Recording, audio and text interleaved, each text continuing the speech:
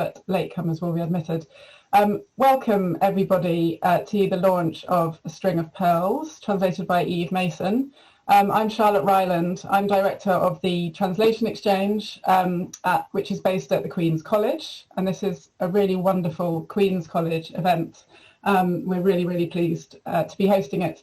We set up the Translation Exchange in 2018, so we're into our third year now, and it seeks to promote international literature and translation, particularly with a view to getting young people more excited about language learning, to see all the pleasures that can come from learning a language. And we really believe that one of the best ways to do that is through introducing them to great literature from across the world and showing them the pleasure that can come from translating that literature together. So we run book clubs for young people and adults. We run translation workshops for young people and adults. We train university students at Oxford and at other universities to go into schools and run translation workshops with children from age 10 and above. And what else do we do? We have a residency for every year for an international writer and a translator. I think that covers it. There's a few other bits, but those are our main activities, and we're really delighted to be based at Queen's and be supported by the Queen's College amongst other organisations. I just wanted to mention, while I have you all here, because I know there are some people that haven't been to any of our events before, our next event is in a week's time. Next Wednesday, we have our International Book Club, where we're talking about a book by an Angolan Portuguese author. The book's called That Hair, and I haven't started reading it yet, so you definitely have time in the next week if you wanted to read it and take part. All the information is on our website.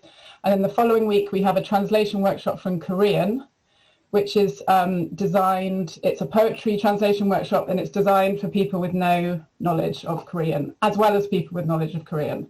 So again, I'll be there with my zero knowledge of Korean, and you'd all be very welcome. Again, that's on our website, which is part of the Queen's College website. So if you go there and search for Translation Exchange, you'll find us. Okay, I think I'll just let you know what the plan is for this evening, and then we'll get started. I think we've all, over the past year, almost exactly, got very, very familiar with Zoom and other platforms. But just to remind you that everybody will be staying muted throughout, apart from those of us who are speaking. If you click on Speaker View, which you should have the option in the top right of your screen, click on View, then Speaker View. That means you'll only see the person who's speaking, which may be your choice. Otherwise, you can leave it on Gallery View and see everybody, which is how I've got it set up at the moment. And it's very nice to see so many faces. So we're going to have a chat with the team involved in this wonderful book. And then there will be opportunity for question and answer from the audience, which you can either do via the chat or by switching on your mic and asking questions. So if questions occur to you as you're listening, then do note them down and let us know that you'd like to ask. And then we'll close with a reading by Eve of part of the book. And at some point in there, we're also going to raise our glasses. Of course, this is a book launch. We'd love to be welcoming you all to Queen's and be plying you with wine and juice and nibbles, but failing that, if you have a glass to hand, here's mine, it's empty at the moment, but I'll have to do something about that. Then a glass of whatever, then do grab it, and we will be toasting Eve and the team at some stage. So this, as I've said, is a really fantastic Queen's project. I know Eve because I taught her, I think in your first and second year, Eve, is that right? When I was lecturer in German. And the other two main people involved in this project were also lecturer in German at Queen's and know Eve that way, I think. So we have Joanna Neely here, who is now fellow in German at St Peter's College in Oxford. And Joanna wrote the foreword to the book, and you're going to hear from her shortly. And we also have Nicola Thomas here, who is now lecturing German at Bristol. And it's a real pleasure to have such a great group together that kind of originated in the German department at Queen's, and there are other members of certainly of the German subfaculty at Oxford here. Thank you all for coming, and at Queen's as well. And then Eve is an undergraduate in modern languages in her 4th year at Queen's, and you'll be hearing more about how this project came about. I think the only thing I wanted to say about it initially was really sort of thinking about this being a translation exchange event and how it all sort of links up apart from the Queen's College side of things. I think at the translation exchange, we see part of our mission as bringing contemporary voices that wouldn't otherwise be heard in this country to audiences in this country, and making those contemporary voices sort of heard and interacting with them as much as we can, making it a really kind of shared collaborative experience. But of course, what Eve has done is something another wonderful thing that translation can do, which is reviving, recuperating forgotten voices. And it's really great for the translation exchange to have that string to our bow as well, and to think about that side of translation and what it means for international literature and writing by women and all sorts of other things. So we're really, really delighted to be part of this. Thank you, Eve. I think that's all I wanted to say, apart from we are recording this event, and there will be, at the very least, clips available on YouTube afterwards. If you don't want to appear, then do keep your camera off. That's absolutely fine for you to be present in that way. But otherwise, if your camera's on, then you may appear in YouTube at some point. Okay, I think that is all I wanted to say by introduction. Thank you all so much for coming. We've got up to 61 participants now, which is great. I'm going to pass over to Joanna Neely now, who's going to say a little bit about her involvement in the project. Okay, hopefully everyone can hear me. We had some sound issues at the start. Great, fantastic. Thank you very much, Charlotte. That was a really nice introduction. I'd managed to forget that we all originate in Queen's, and that was such a nice year and a half or so that I spent at Queen's. It's a really, really nice memory. So it's really nice to see this coming together, as you say, a project very much to do with the Queen's College. Thank you also, and above all, really, to Eve for inviting me to this event. And I think you've done a great job of getting it as close as possible to what we would imagine a book launch being if things were more normal. It's really nice to see so many faces here. I was just really, really delighted to be even such a small part of this project, because it taps in so much to really important questions about who gets to be part of the literary canon, why some voices have been unjustly forgotten.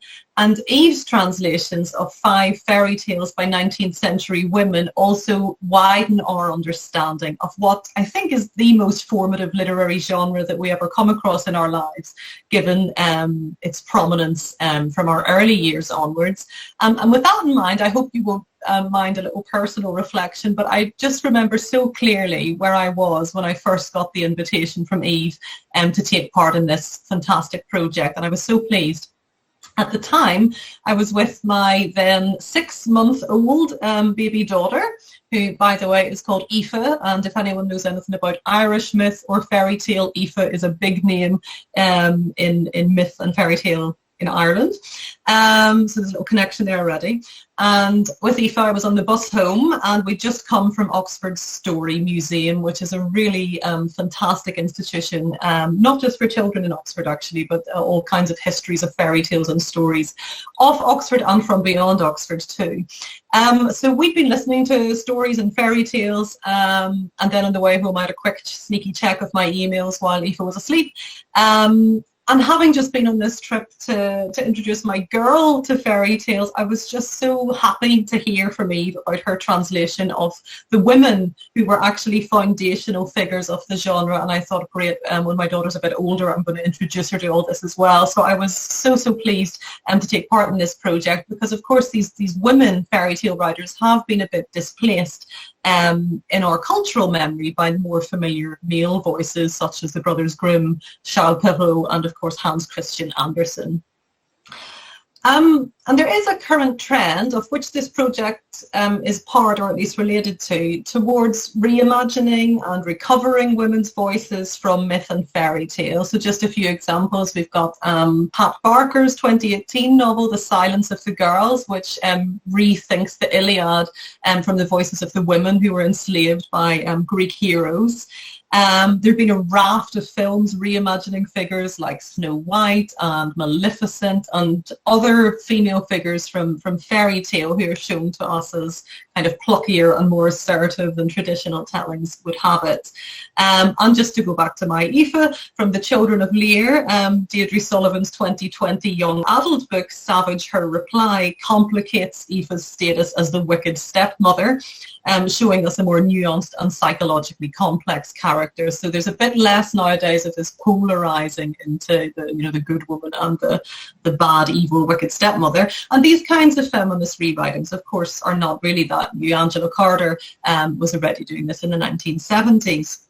And I think all this reimagining of women's voices from fairy tales is very, very important.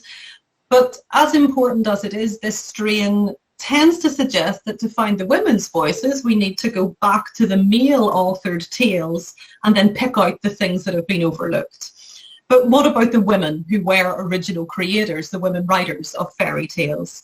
The Grimms, of course, got a lot of their stories from Dorothea Wiemann, a woman who sold vegetables at the market, as well as from Dortchen Wild, who would later go on to be Wilhelm Grimm's wife. But then the brothers, and particularly Jakob, edited, styled and restyled these tales to make a highly polished literary version of authenticity. So it seems to be that fairy tales, traditionally told by women, enter the world of letters, so it seems, via the men. And what's so great about Eve's project is that it just gives the lie to this idea, which has been quite persistent. Continuing the important work of Professor Sean Jarvis, who's collected together fairy tales by German women in a 2012 volume called Im Reich der Wünsche, highly recommended to readers of German, of course. Eve also now brings to an English-speaking world 5 fairy tales by women writers across the 19th century who were of really major cultural importance in their own time.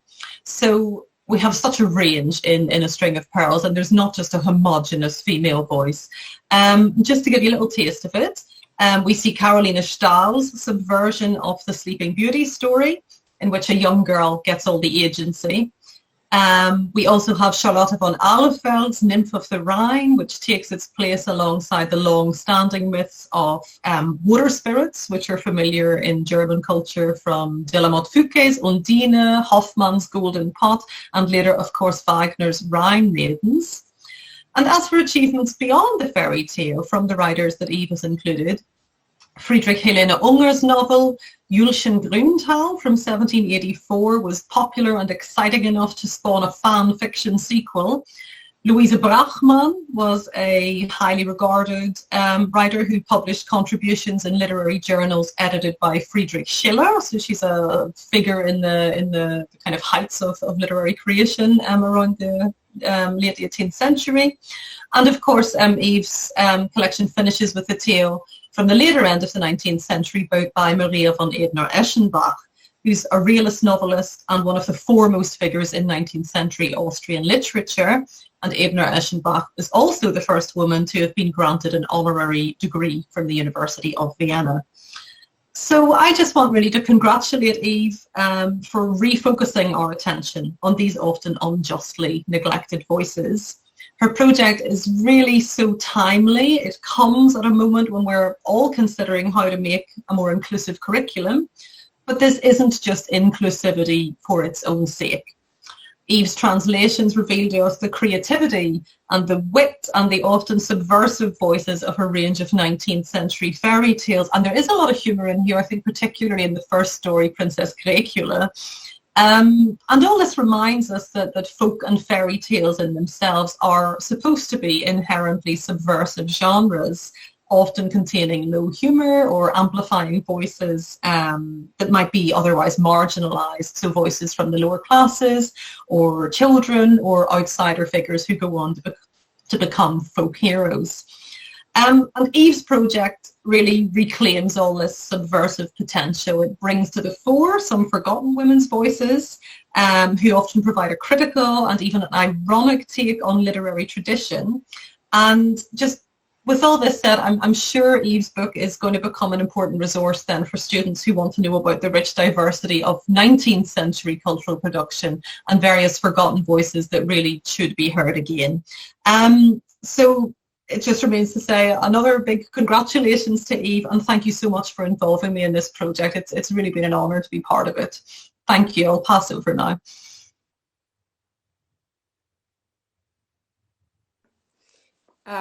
Hi. So firstly, I'd like to thank Joanna immensely for speaking this evening, and particularly for her very kind words about my project. Not only did Joanna managed to find time amidst a busy maternity leave to write the foreword for my book, but she's also juggling this book launch with Aoife's bedtime, which I'm hugely grateful for. It made a great difference to have Joanna's foreword with all her 19th century expertise to put my stories in some context. And I'm not sure if I told her this, but when Professor Sean Jarvis wrote to thank me for her copy of the book, she particularly praised Joanna's foreword, saying that it made some connections that she had not considered and adds meaningfully to the comments I make in my own introduction. That leads me into another thank you, and I'll preface this by asking anyone who's on the call who hears their name to turn their camera on briefly so people can see who's being thanked. So thank you to Professor Jarvis, whose German anthology Im Reich der Wünsche and the English anthology The Queen's Mirror that preceded it, translated by Jarvis and Professor Giannine Blackwell, were both the original inspirations for my project. For context, the later German anthology came about because a need was felt for a similar anthology in the original German, since so many of the German fairy tales are out of print or unavailable in libraries. As well as providing the original German for many of the tales in The Queen's Mirror, Im Reich der Wünsche includes 6 newly discovered tales, 5 of which I have translated and appear in my book in English for the first time. It's hard to believe it was as far back as August 2019 when I first emailed Professor Jarvis to let her know of my planned translations, and at various points she has provided words of wisdom and elucidated obscure references within the fairy tales. I thank her once again for kindly encouraging me to take on this project, which I hope is inspired by similar motives to her own. I warmly encourage anyone interested in exploring this field more widely to turn to these 2 excellent anthologies. The next immense thank you goes to Susan Santom, who is here on the call, and she's got her video on so she can give everyone a wave. As well as being an excellent artist, Sue is actually the grandmother of my boyfriend, who, when I was creating my book, encouraged me to ask Sue whether she might illustrate it. Any worries of mine that this would be a huge ask, a burden even, were quickly dispelled as it became, it kind of blossomed into a sort of lockdown project for Sue.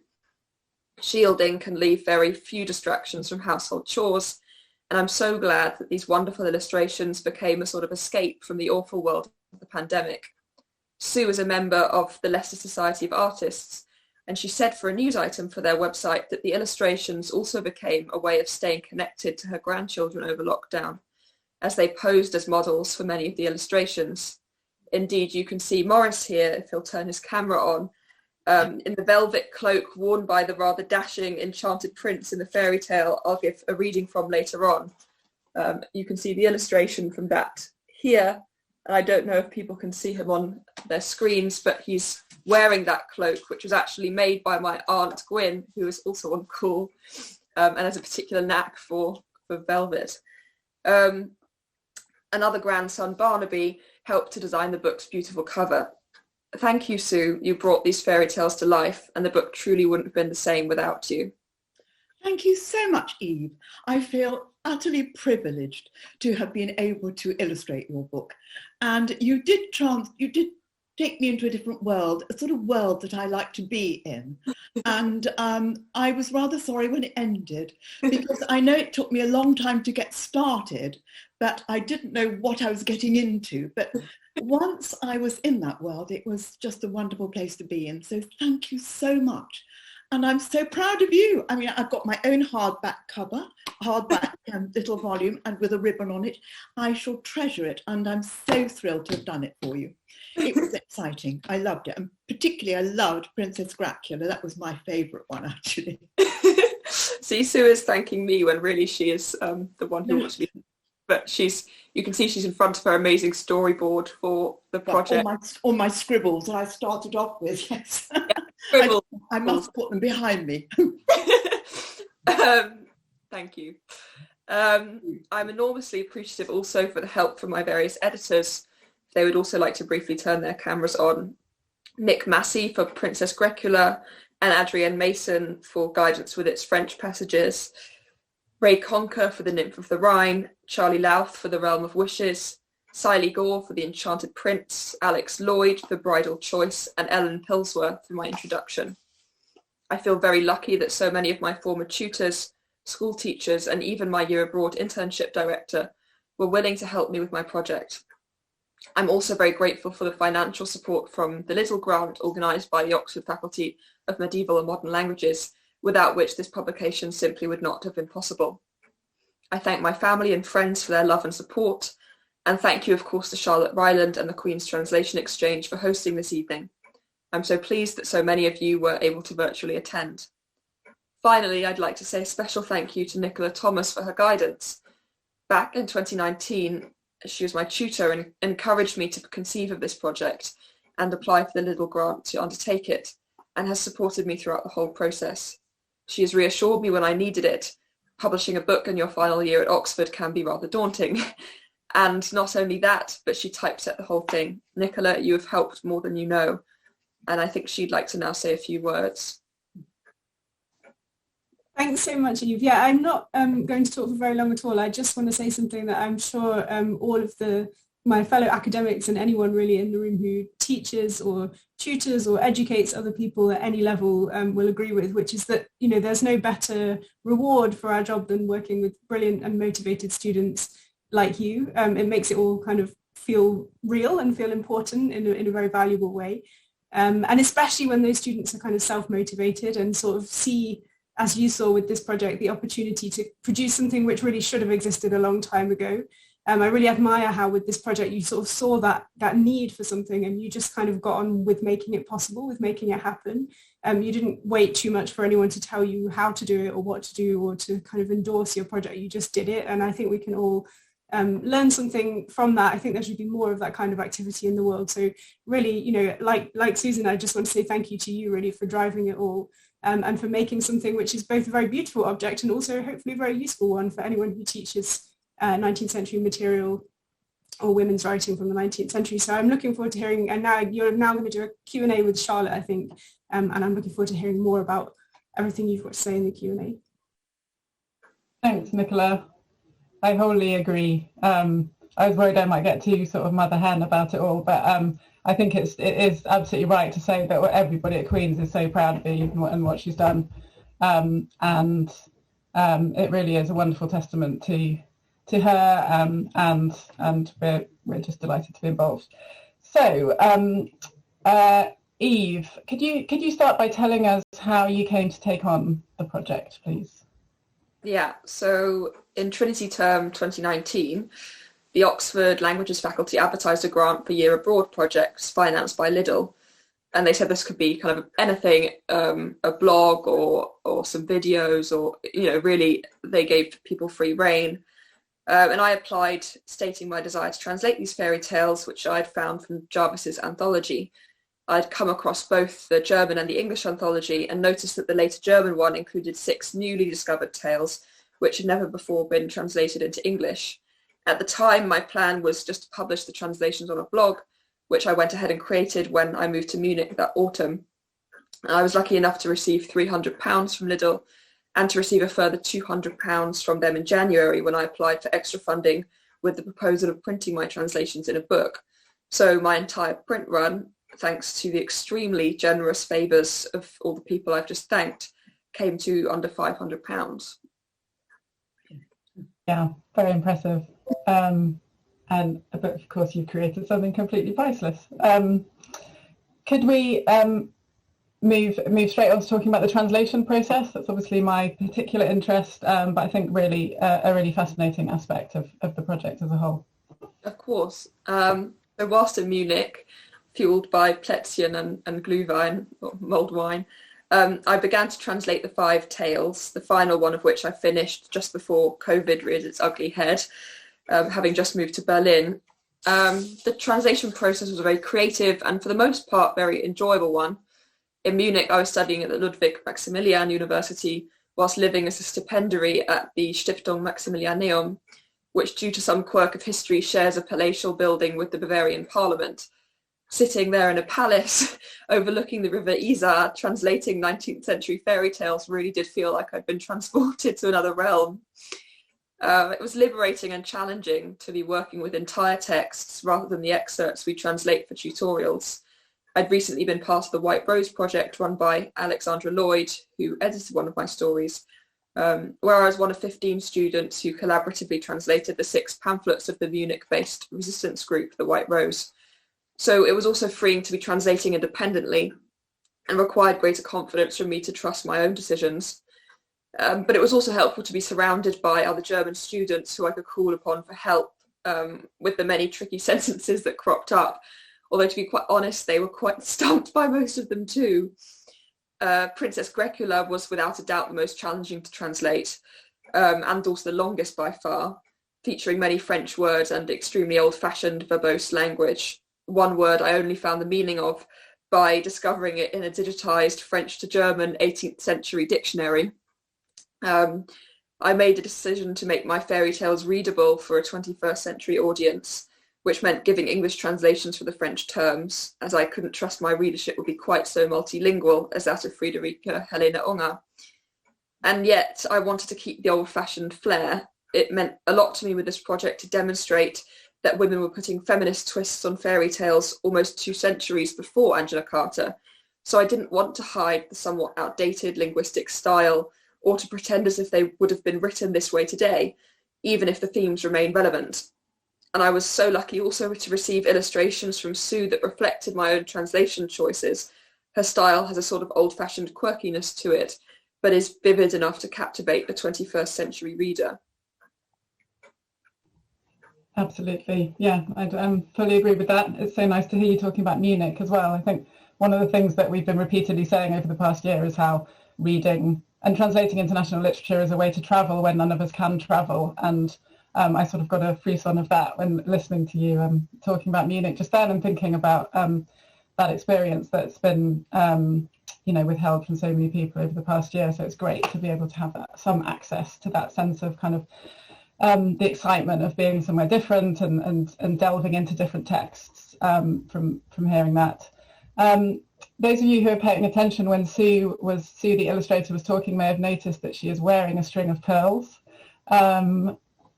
I thought my headphones might kind of look like one. I didn't have any real ones to wear, but nonetheless, it's a great title, and I wanted to ask Eve how you came up with that and how it relates to the tales. So in the Nymph of the Rhine, which is one of the 5 stories, the water nymph Libella presents her lover with a string of pearls as a token of her love and fidelity, and she asks him to throw the pearls down as messengers when he wants her to appear before him. Pearls have always been associated with femininity. They are born from water, a typically feminine element, and reside under the moon-governed waves. And in Western cultures, the pearl has astrological associations with the planet Venus, while some legends recount that Adam and Eve cried after God cast them out from the Garden of Eden, and that Eve's tears turned into white pearls. According to ancient Chinese legend, meanwhile, pearls are symbolic of wisdom. People believe that the pearls were formed inside the head of a dragon and then held between its teeth, and a person could only gather the pearls by slaying the dragon. So we're left with an amalgamation of mythical and symbolic meanings for the pearl: femininity, loyalty, wisdom, tenacity, to name but a few. And I guess with my title, I thought maybe we might regard the fairy tales collected here also as a string of pearls, kind of tokens of their writer's love, their love for writing, for creative expression, for the magical, and of their wisdom and tenacity. Absolutely, thank you. So I think for the final part of this Q&A, I'm going to give the floor to Eve completely to just highlight some of the aspects of the tales that particularly interested her and to give us more of a taste of the book. Thanks, Eve. Thank you. So I'm going to start with just a bit of a broader context about the period in which these tales were published, and then move on to some themes that that sort of particularly drew me when I was translating them. So the publication of fairy tales began with the conteurs, sort of women storytellers in French literary salons in the 17th century, when women used this genre to engage in social and political discourse. In the 19th century alone, some 400 women writers published over 700 fairy tales and books of fairy tales in the German-speaking world. So why then do we think of the fairy tale as a male-dominated genre, led by Charles Perrault, the Grimm brothers, Hans Christian Andersen, and other men? The tradition of fairy tales by women writers clearly deserves to be examined more closely. The fairy tale served as a kind of invisible cloak under which women writers could confront the issues of their time, a time when women were striving for emancipation, equal rights and equal opportunities, a struggle that still continues today. The genre of the fairy tale allowed them to explore alternative realities and to subtly criticize patriarchal values and conventions, such as the importance of marriage and the denial of education to women. So if so many women writers were publishing fairy tales in this period in Germany and the wider German-speaking world, then we're faced with the pressing question of why these tales have faded into obscurity. For a long time, fairy tale research has concentrated on two opposite ends of the fairy tale spectrum. On one end, the simply told folk tale, allegedly sourced from farmers, country maidens, and shepherds, which the Grimm brothers popularized in Kinder- und Hausmärchen, children's and household tales, first edition published in 1812 to 1815. And on the other hand, the more ambitiously literary fairy tale, called the Kunstmärchen, primarily developed by E.T.A. Hoffmann, Ludwig Tieck, Novalis, and Clemens Brentano.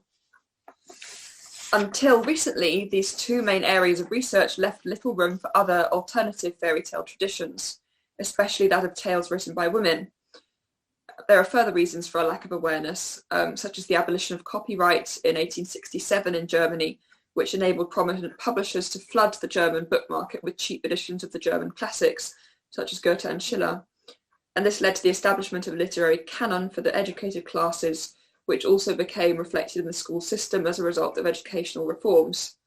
Educational bodies determined who and what was read and what was considered classical literature, and the works of women writers were firmly excluded from this category.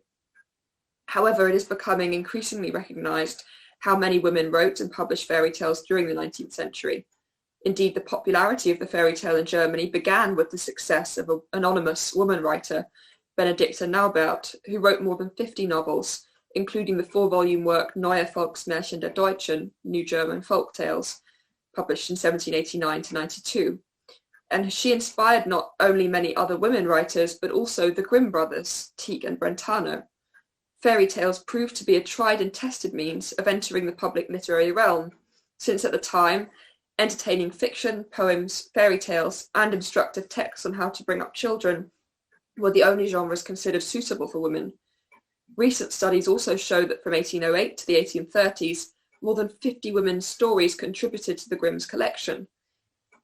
It's also worth noting that in the early 1800s, new typographical developments were offering more and more opportunities for women to become not merely passive consumers of literature, but active producers in the role of editors and authors.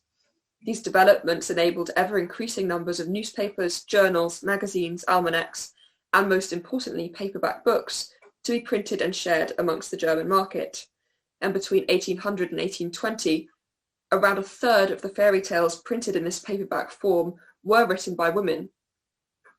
With my small collection, I hope to recover and revitalise just a few of the lost voices of the many German women writing fairy tales in the 19th century. by translating 5 previously untranslated fairy tales. I wanted to find out what might be different, if anything, about a women's fairy tale tradition.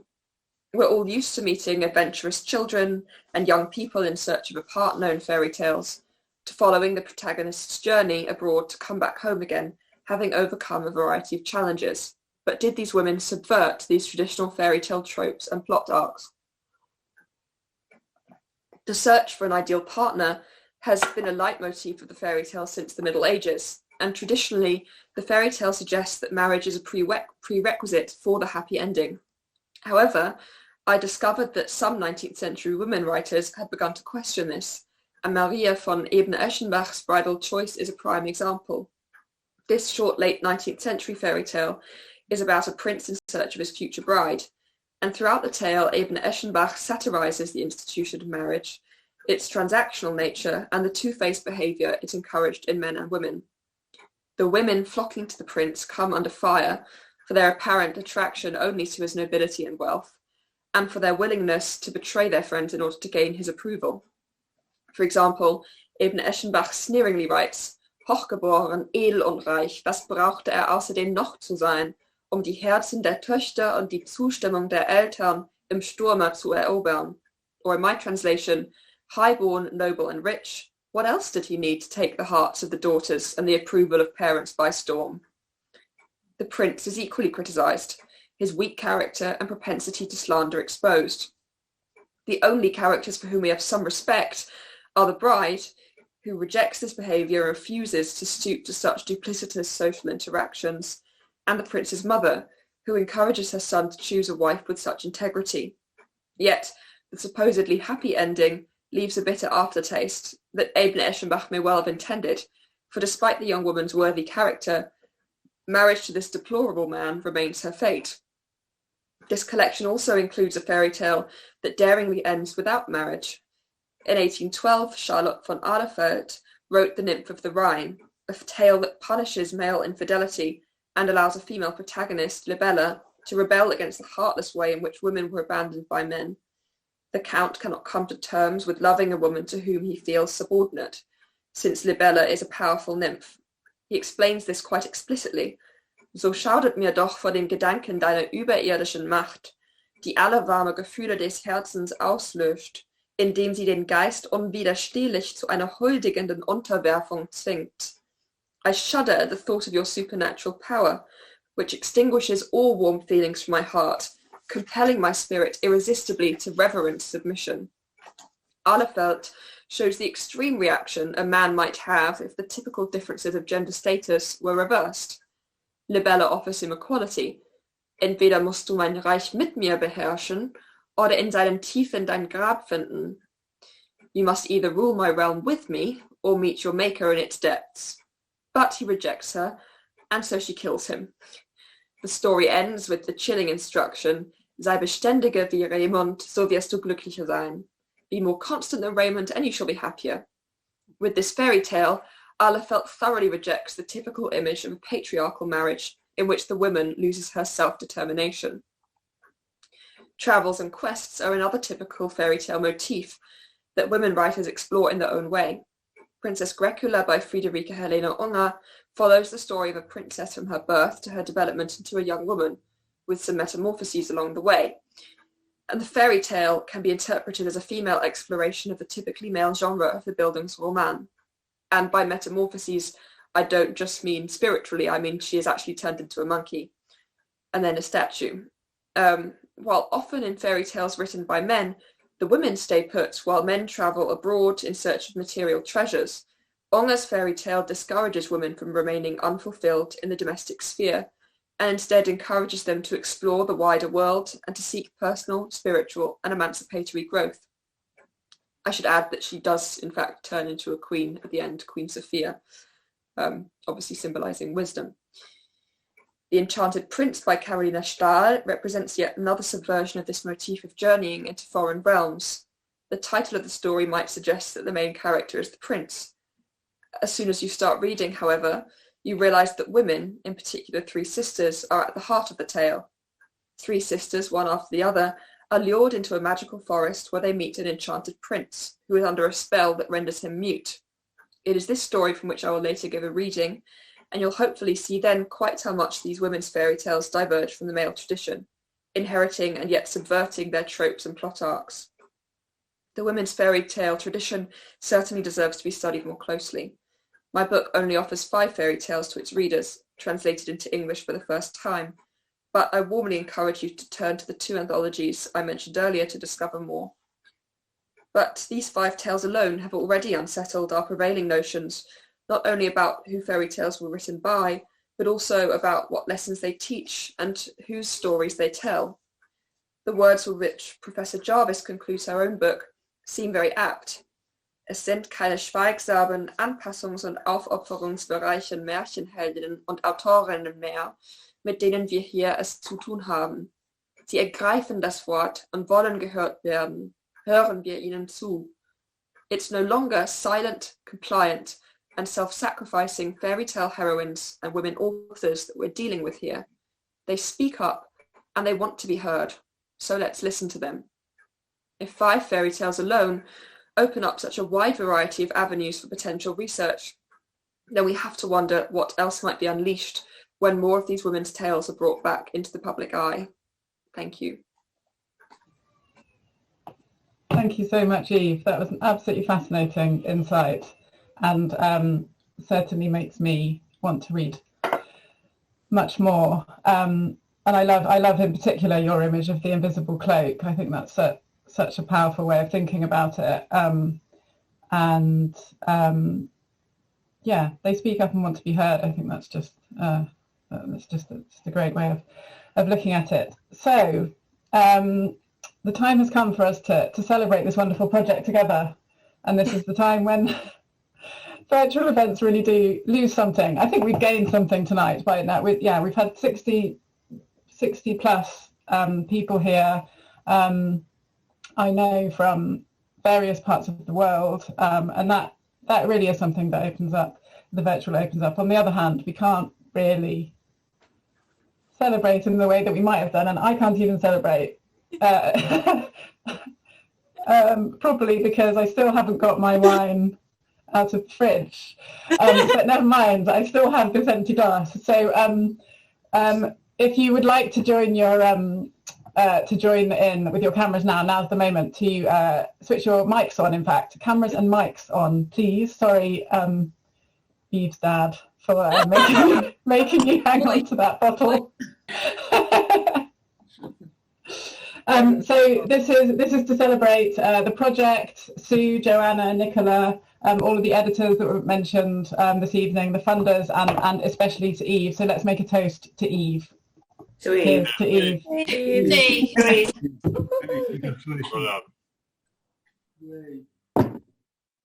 Well done, darling. I've switched back to gallery view now so that I can see everybody enjoying themselves.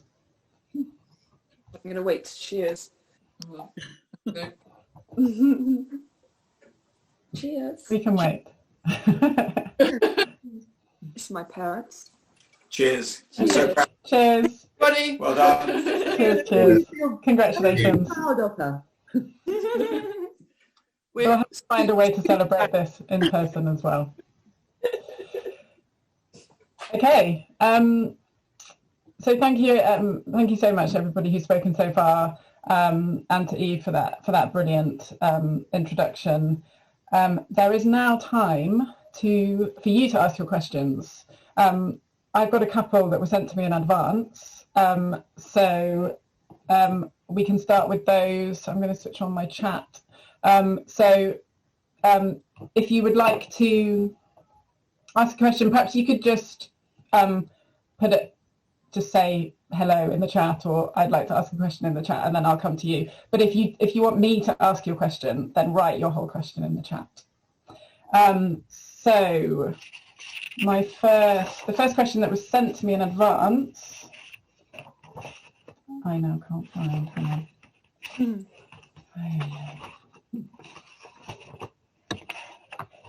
Okay. Oh no, here it is. Sorry. Right. So Felix Gedney, who I think is here, asks Eve in the introduction. Eve discusses the use of fairy tales by female authors in the 19th century as a means of engaging in social and political discourse. Can you say anything about how difficult it was for female authors to get published at that time, and perhaps compare it to the present day? There you go. Yep. In a few words. In a few words. Well, I touched on it a little bit in my talk, but I think it was difficult for them to get published, and I think that the genres that they were kind of able and expected to write in were quite limited, but that by no means stopped them from doing so. I think that the fairy tales are a really interesting example of how they took something that is maybe traditionally seen as quite trivial or for children, how they turned that into a way to criticize, patriarchal conventions and to kind of criticize their society. So I think that they used the avenues that were open to them, and I think it's important to not assume that it was impossible for them to get published, because that's how such writers fade into obscurity and get forgotten if we kind of believe in this assumption that they weren't writing then. But it was undeniably more difficult than it was for men. In terms of comparing that to the present day, I would hope that it's got a lot better, but I think that it's by no means a kind of level playing field. I've done some work experience for Rhine Press, who commissioned translations of European novellas into English, and they dedicated, I think it was 2019, but they dedicated a whole year of their books, and they are a niche publishers, so that only totals 3 books per year, but they dedicated those 3 to just women writers and women translators, because the number of women writers coming into translated fiction is so small, and that number is lessened even further when you only take those translated by women. So I think that shows that it's still not a level playing field, and there's still moves that need to be made to kind of get more women's voices heard and more women's voices published, especially in translated fiction, which is already a kind of restricted field.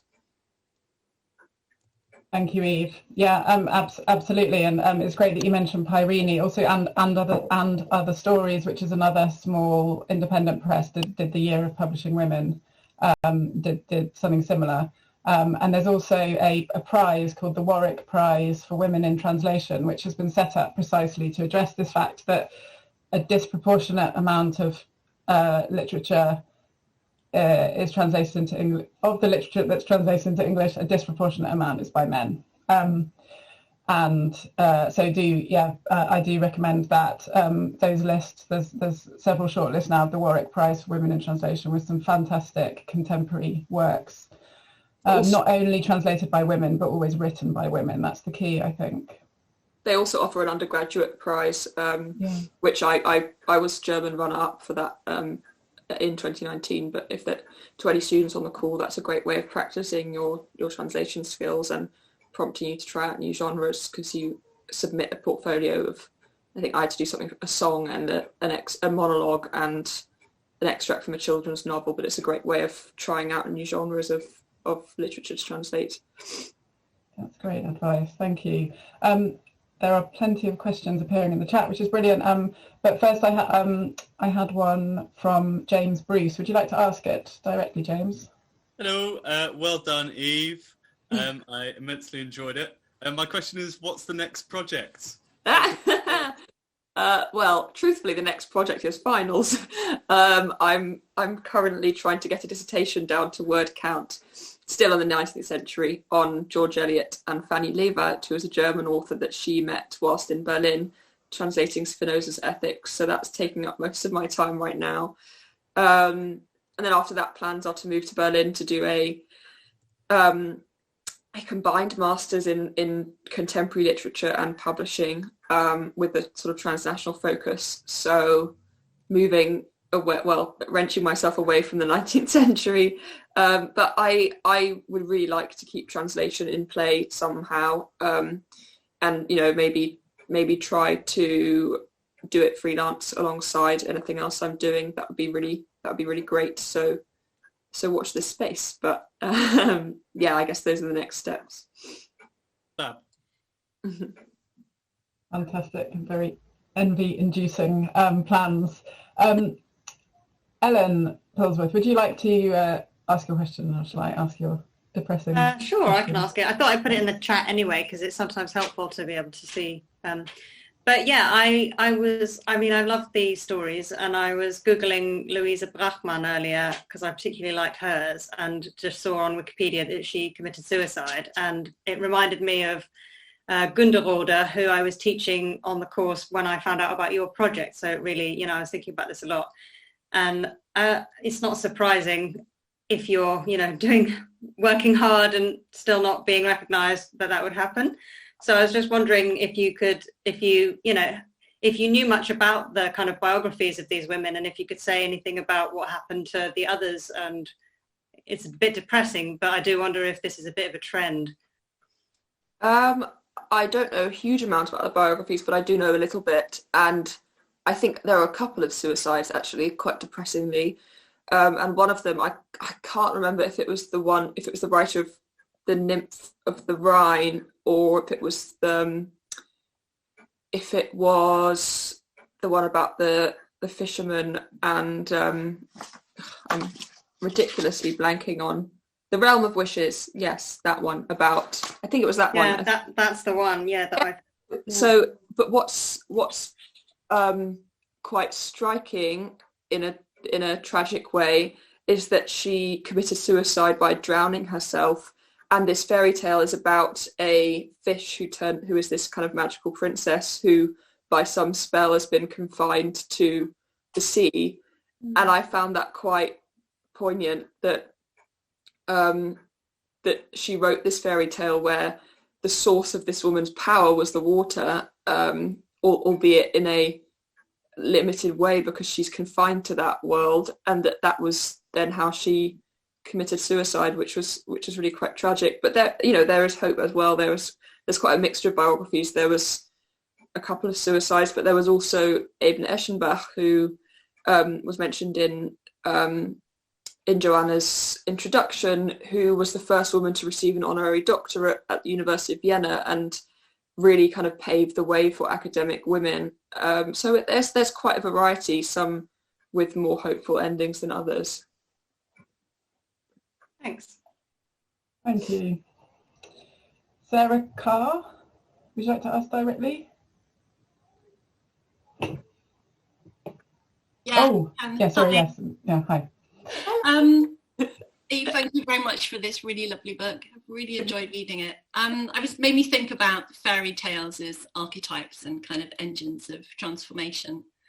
And it made me wonder how you think that these stories, which are obviously so resonant for the women who wrote them, how they might carry on speaking and being pertinent to people, young women particularly today.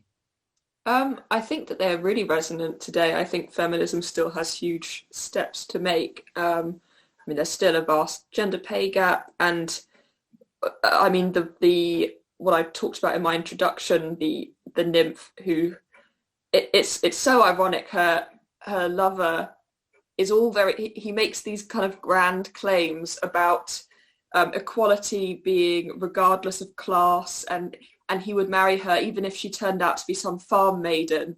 But as soon as she finds out that it's not equal the other way, that she is in fact more powerful than him, all of his feelings of love are completely extinguished. And I think there are still couples today which struggle with an inversion of the usual power dynamic, and where men feel emasculated by a powerful woman. I think that that's still very common. Men who are intimidated by powerful women who are earning perhaps more money than him, or are just leaving the domestic realm and being career women at the same time as potentially being mothers. I think that's still a very prevalent issue today. So I think that there's a huge amount in these tales that still speak to the modern world.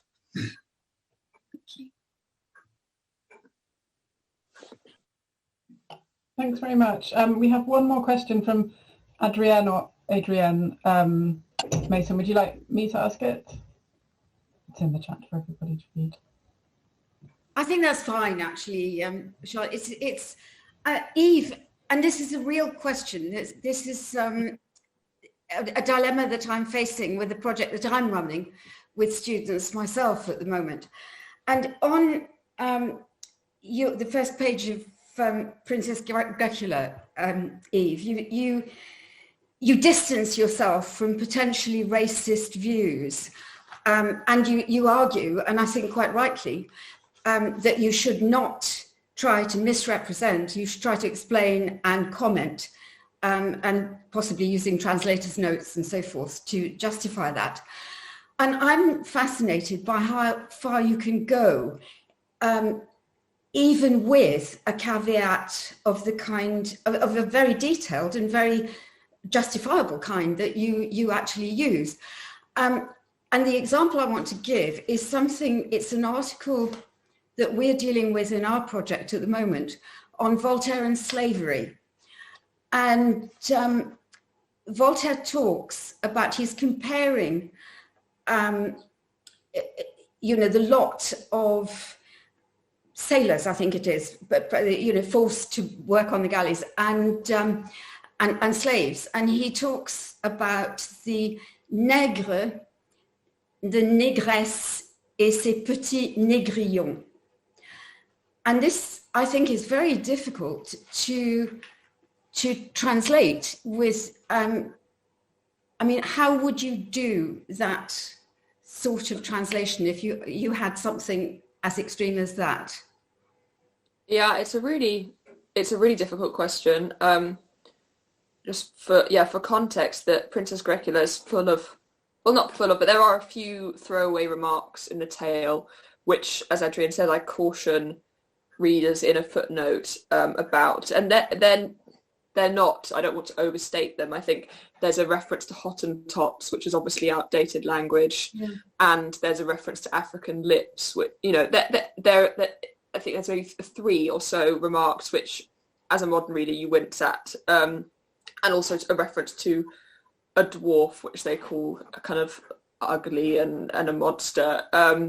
And so I warn readers about that, and I say, I've translated these remarks rather than omitting them, since I believe that in order to walk towards a more open, equal world, it is important not to simply erase the uncomfortable evidence of these prejudices, but rather to call out and denounce these views. Nevertheless, I would like to make it clear that these are not views I uphold in any way.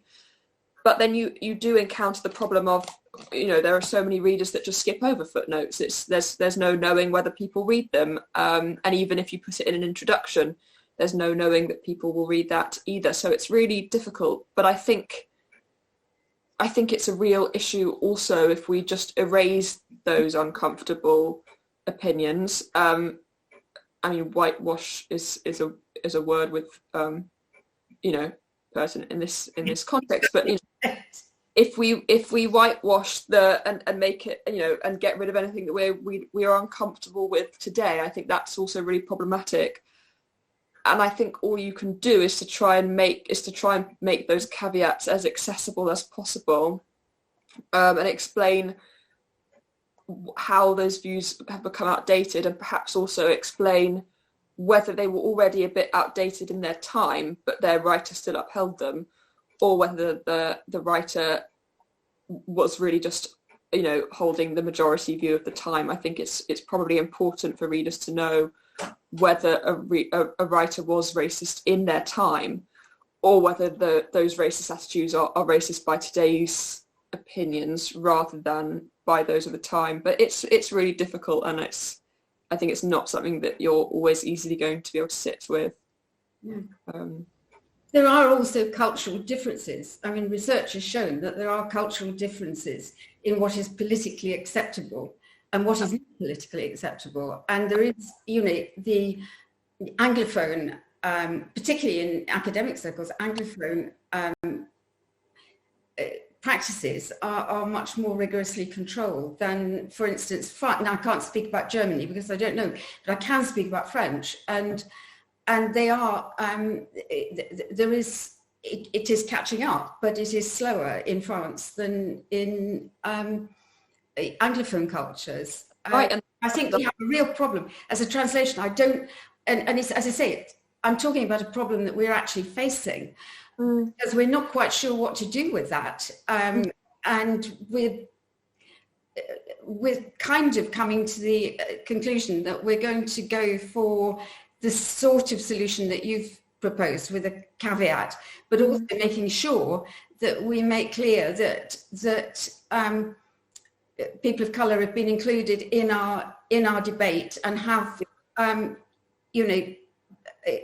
agreed to the translation, and we think that is quite important in kind of how we translate it and how far we can go, and making that acceptable and making clear what the difficulties, such as unconscious bias on the part of the translator, actually presents. I think it's a real problem. Absolutely, and I think it also depends on what audience you're writing for. I think there's potentially a difference between a literary academic publication where people might be more likely to read footnotes and something like a quick article that someone scans through. And I mean, I worked in a translation editorial internship during my year abroad with a good friend of mine, Marta, who was on this call, and she, we were both talking to our boss, who had to translate an article about an artist who was black, and he was described in the German as this like black lone wolf in the field of art. And it's not kind of explicitly racist, but it's not something that an English reader would, it's not a description that they would use for a black man, path breaking in the world of art. It's just not, it's not a description they would use. And because it was an article that people would scan through, she just took out that metaphor and said, look, that's not what an English audience would expect. It's not what we would be comfortable with.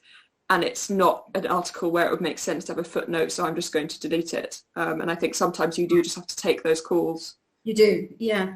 Can I just have a grandmotherly comment to finish, which is that Eve's grandfather would have been so proud of her if he'd been here tonight. And I'm speaking for him as well as for myself, Eve. I'm really proud of you. Thank you. Thank you. My grandfather was for everyone else, it was a very prominent Voltaire scholar. And it was possibly the proudest moment of the project for me when the Queen's Library put a copy of my book in the library, and it's only kind of 2 shelves away from Hayden's books about Voltaire, which are much more well thumbed than my own, I hasten to add. They're kind of covered in student scribbles, and they've clearly used him for essays time and time again. And I think I hope he would be really proud, and it meant a huge amount to me to have my book appear so close to his in the library. And it would meant a great deal to him as well.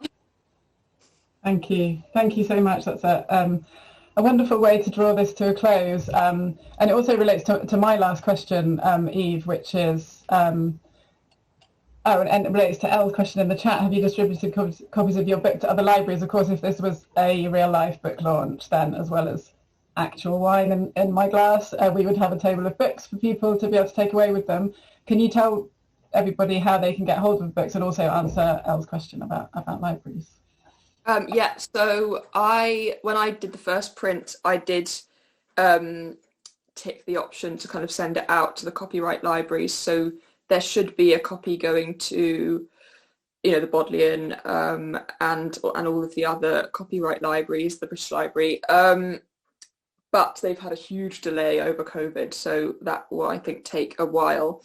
In terms of other libraries, only if I've been requested to send a copy. So I think New College in Oxford has a copy because their librarian just got in touch and asked for one, and Queen's Library has one. But other than that, I've just kind of waited to be contacted really from people who want to request them.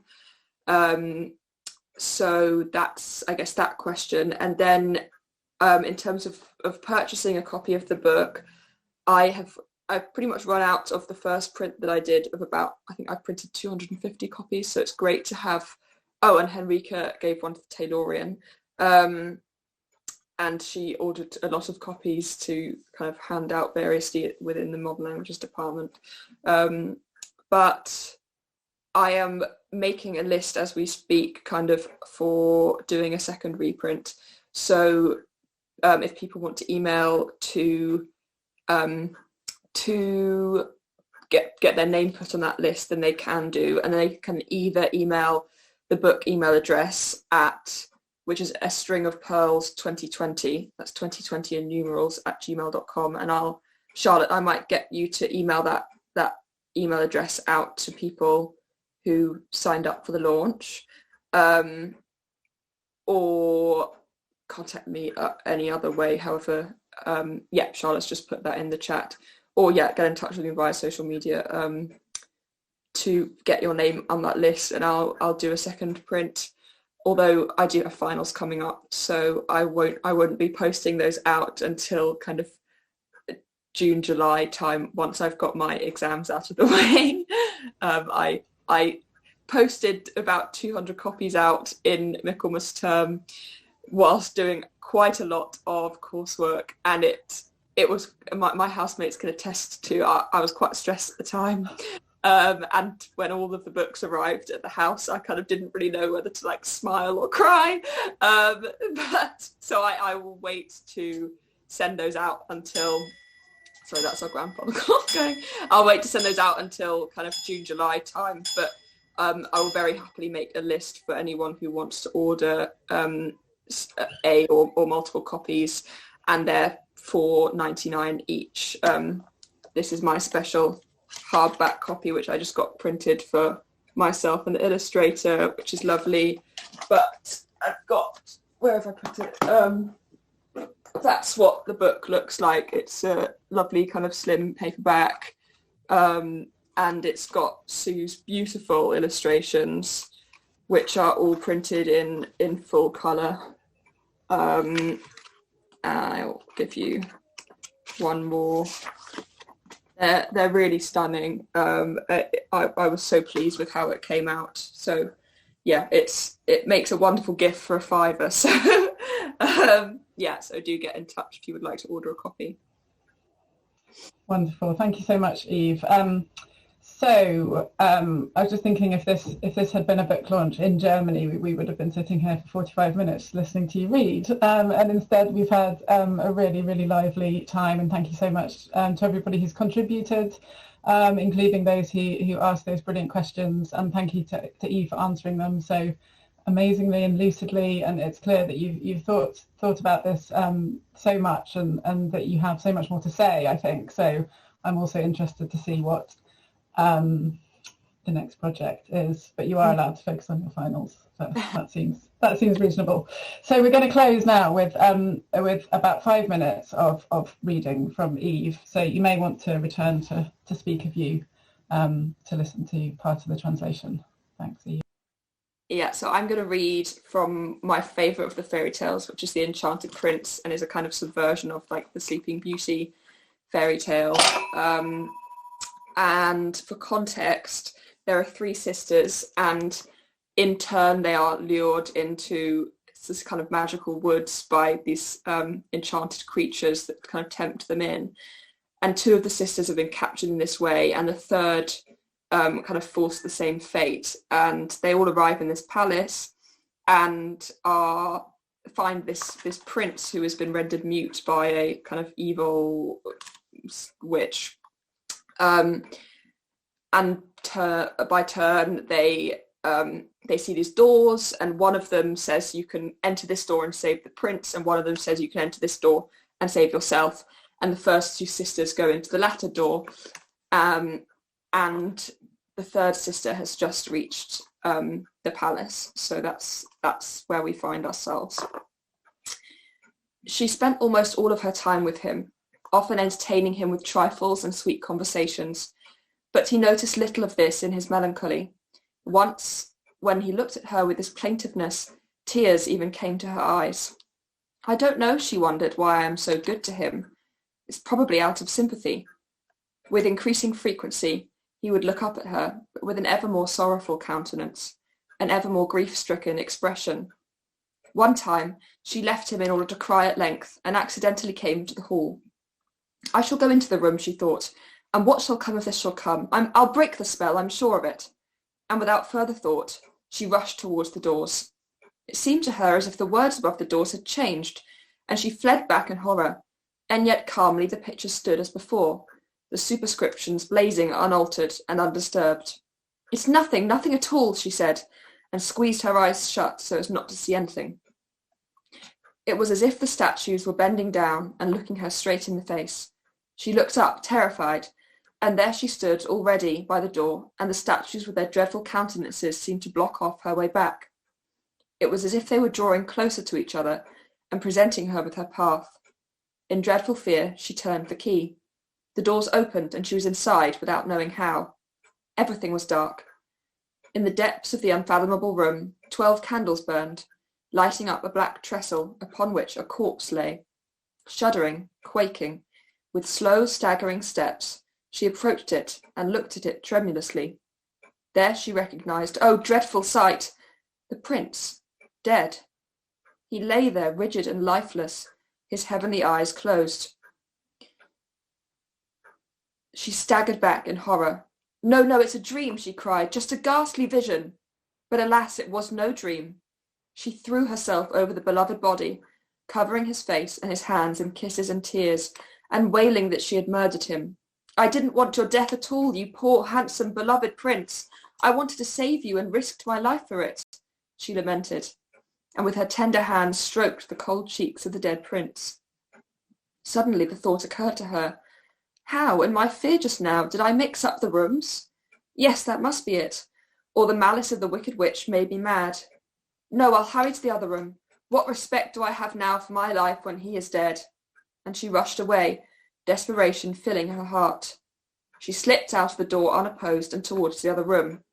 The superscriptions were muddled, and for one moment she wavered before plunging rapidly into the open grave.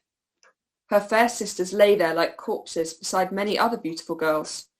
"Is everyone dead?" she cried out, sobbing, wringing her lily-white hands.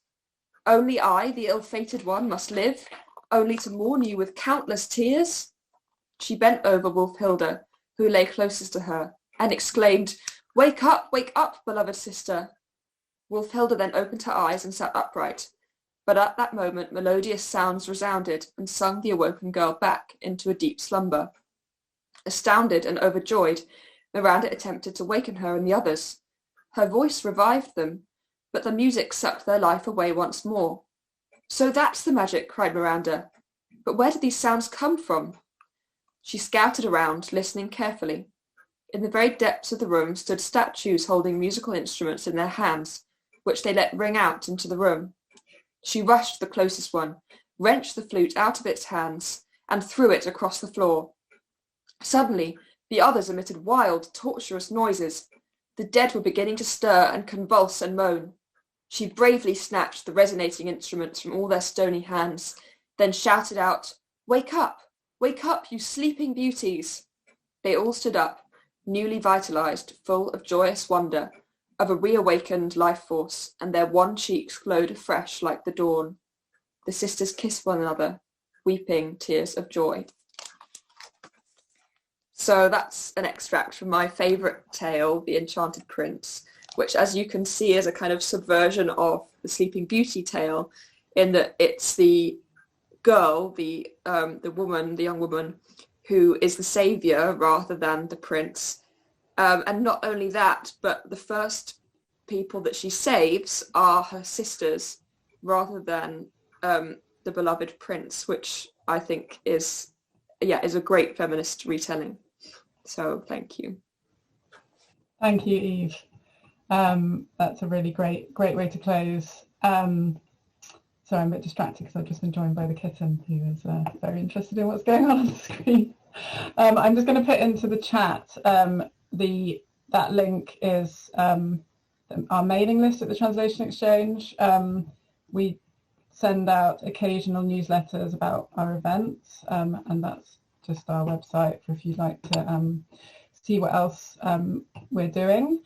And so that just leaves me to thank Eve again for putting together pretty much single-handedly a wonderful event, and of course for the fantastic book. I hope you all enjoy reading it if you haven't done already, and I hope that you can all sort of continue to celebrate in some way. It looks like, Eve, you will be at least continuing on into the evening, very well deserved. So thank you all for coming.